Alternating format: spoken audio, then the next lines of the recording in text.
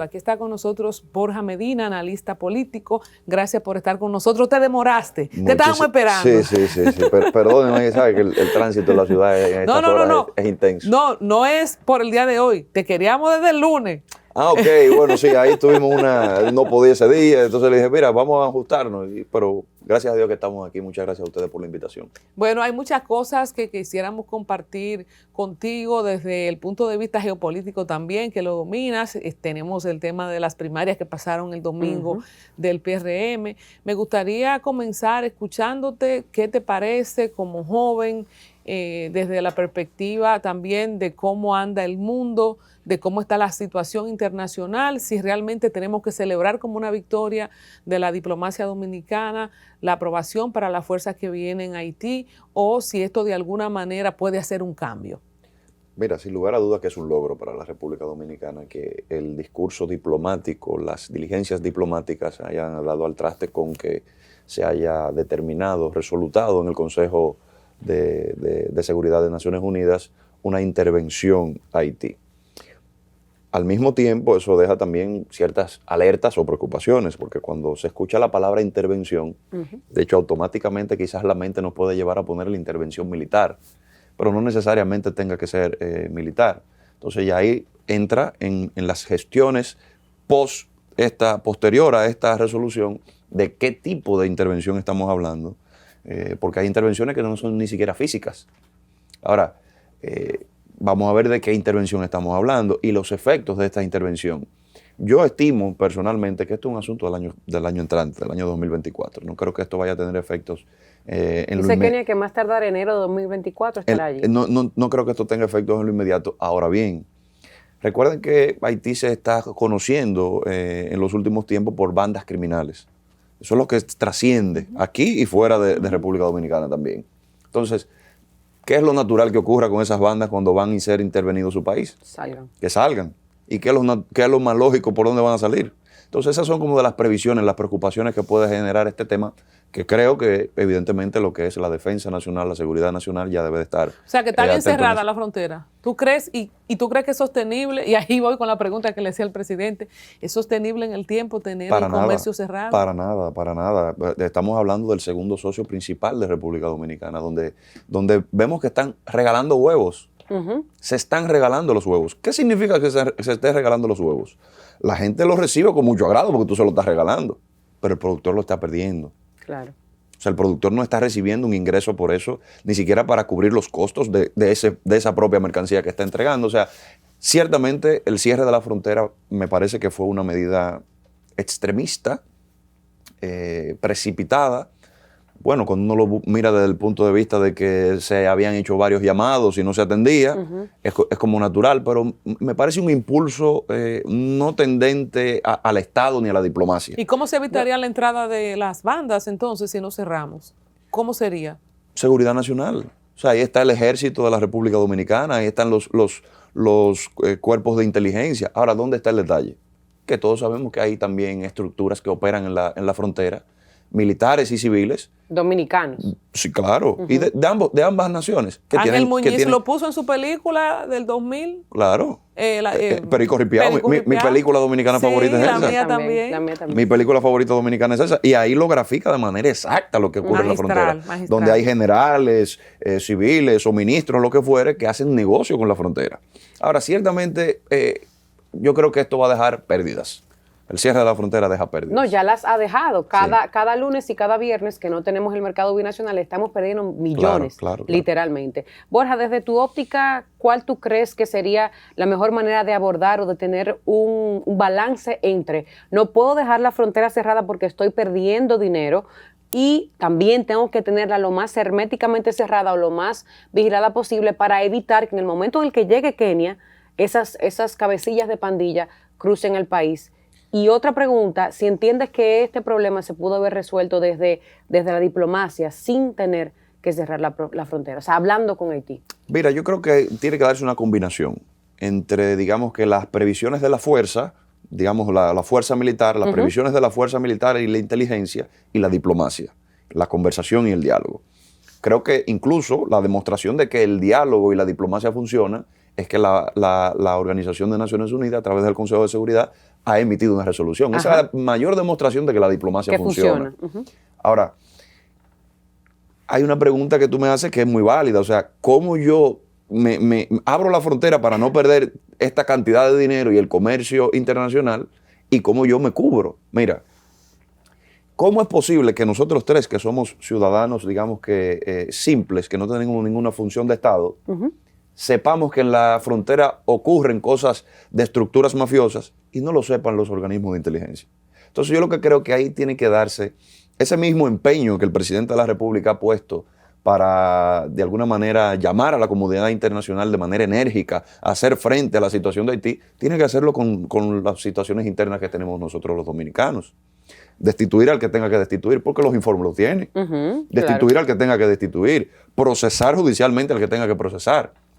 Y redoblar, triplicar las fuerzas militares que están en la frontera de palmo a palmo para cubrir de alguna manera el territorio dominicano de este tipo de situaciones. Borja, hablando de esto, de sustituir que haya que sustituir, de hacer los cambios que tengamos que hacer, una de las críticas principales que ha recibido el gobierno actual es la incapacidad de sustituir a las personas que tienen que sustituir con razones obvias y en el momento que tienen que hacerlo. ¿Qué consideras tú que esté detrás de esa resistencia del gobierno a tomar las medidas que tiene que tomar? Compromisos. Oye, cuando un ministro llega ahí, llega con un compromiso y llega con un compromiso fundamental con el presidente de la República, que es el que lo nombra. Mira, yo siempre pienso... ¿Qué es lo que significa compromiso? Yo iba a preguntar eso mismo. ¿Perdón? Si es un compromiso... ¿Qué es lo que significa compromiso? Bueno, incluso hasta el compromiso de palabra de que Colombia te voy a poner en tal posición, ya eso es un compromiso. ¿Y qué más?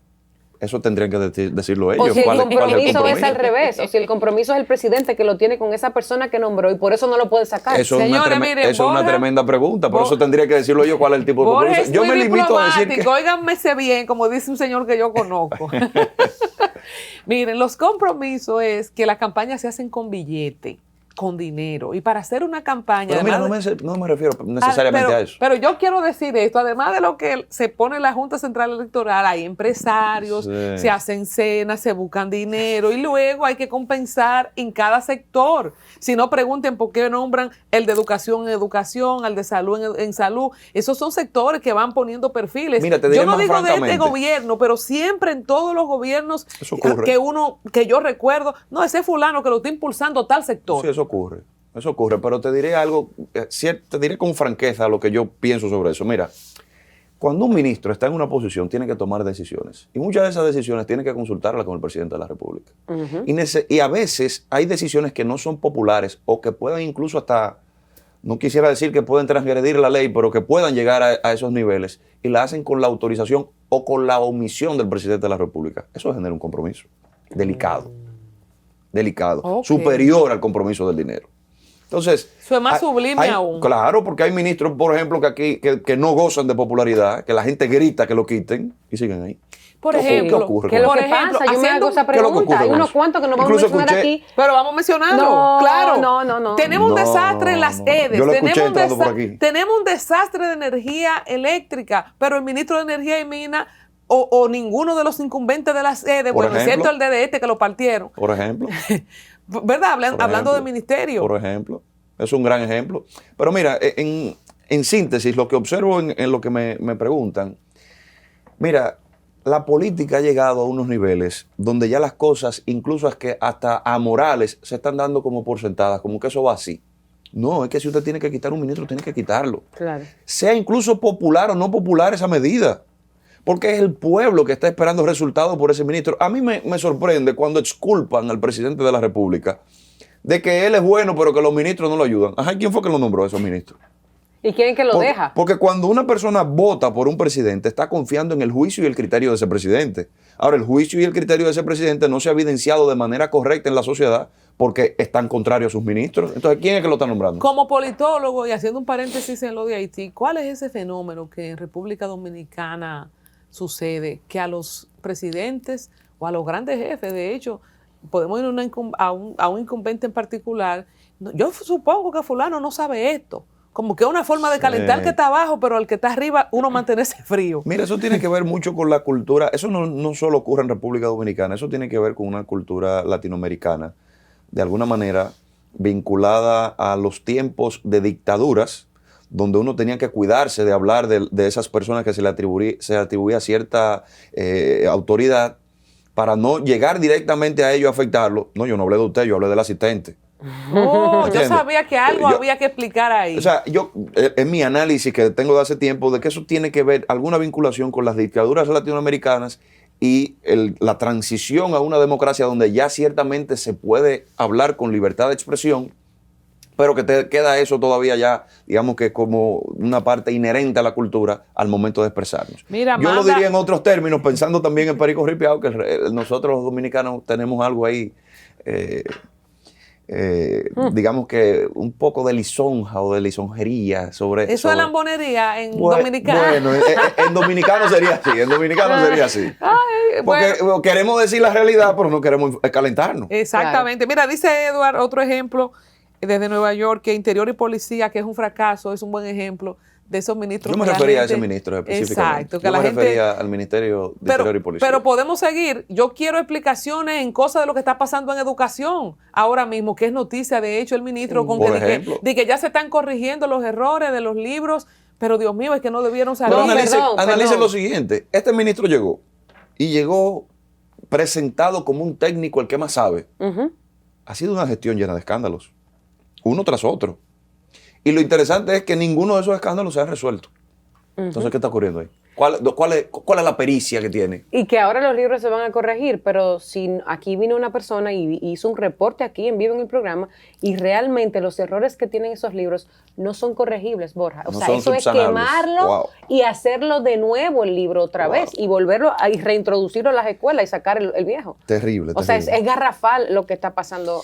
Mira, aquí ahí me siguen mandando cantidad de ejemplos de ministros que no nos vamos a poner a eso. Sí. Que el canciller, que educación, que mujer, que juventud, pero bueno, ya lo dije. Sí. Y volviendo a la frontera, para conectarlo con lo político, una de las cosas que la oposición del lado del PLD, Abel Martínez en su persona, y del lado de la Fuerza del Pueblo, por citar dos casos, ha dicho que está usando el gobierno, el presidente, el tema de Haití para politiquería, que está usando el tema... Para ganar popularidad. Analicemos desde la perspectiva, y que es tu área de expertise, como analista político. ¿Qué tan cierto es esto? ¿Es verdad que subió Luis Abinader y que sigue subiendo, y más ahora con este logro diplomático?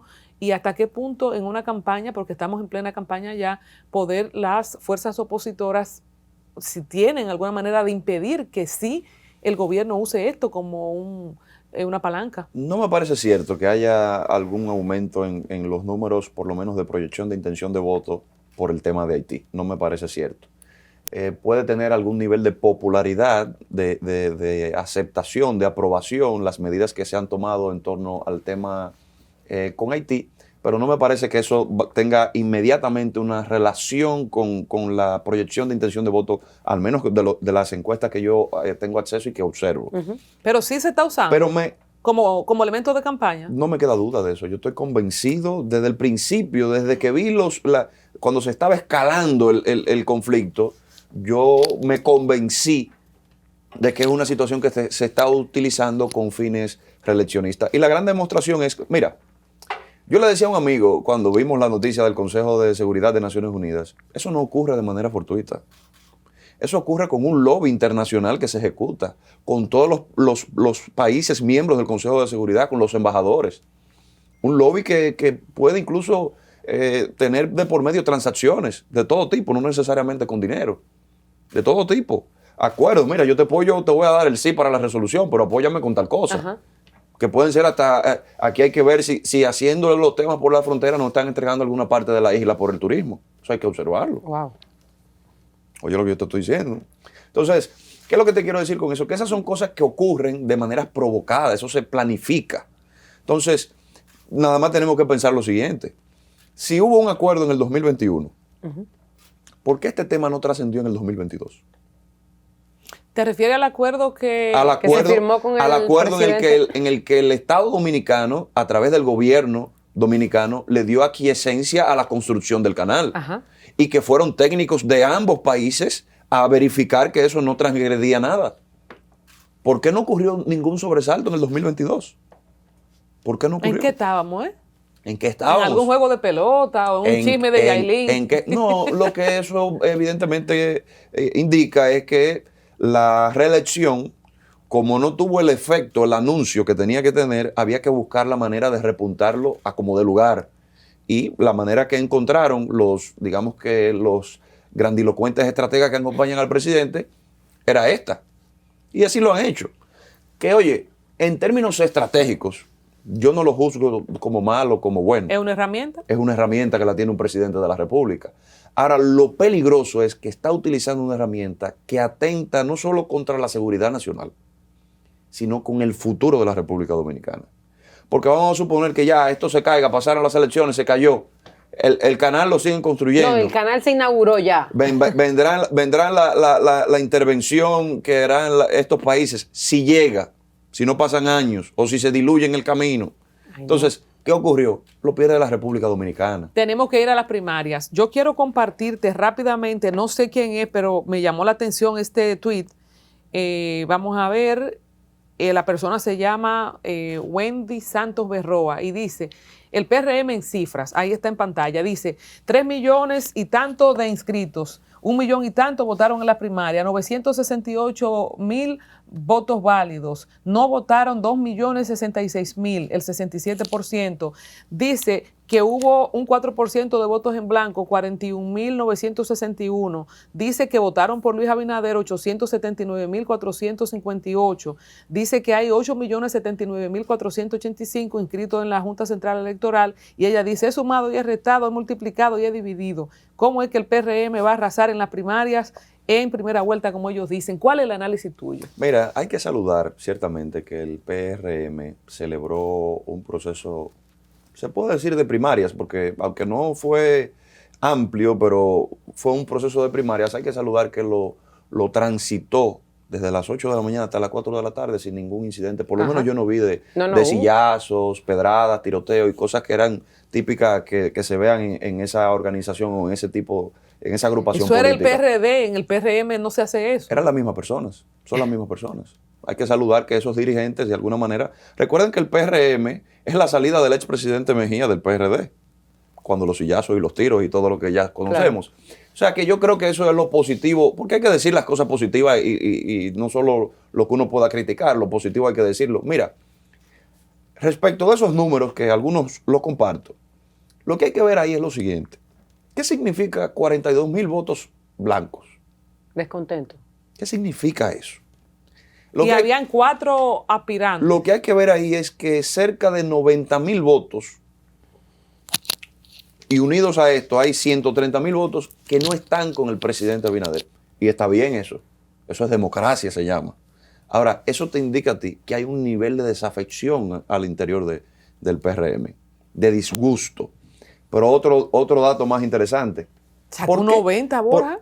Pero, ok, analicemos ese 90. Ese 90 significa 879,000 votos. Mucho menos de lo que sacaron los contrincantes de la primaria del PLD del 2019. Mucho menos, incluyéndolo a los dos, a Gonzalo Castillo y a Leonel Fernández. Ay, Dios mío. O sea, eso dice algo, eso está comunicando algo. Pero mira qué interesante. El PRM, al tiempo que puedo decir que se destacó como un espíritu democrático en esa primaria, ¿por qué no votaron los del exterior? ¿Por qué no votaron? No tienen derecho esos PRMistas que están fuera del país. Sí tienen derecho para enviar las remesas y poner los números que presenta el gobierno como buenos, pero no tienen derecho a votar. Ok. ¿Por qué de 158 municipios solo fueron 2 a primarias? ¿Por qué ocurre eso? Y ojo, los incumbentes perdieron. ¿Qué está diciendo el PRM con eso? ¿Por qué fueron solamente los regidores a buscar sus votos para dar ese número de 968,639 votos válidos? ¿Por qué ocurre eso?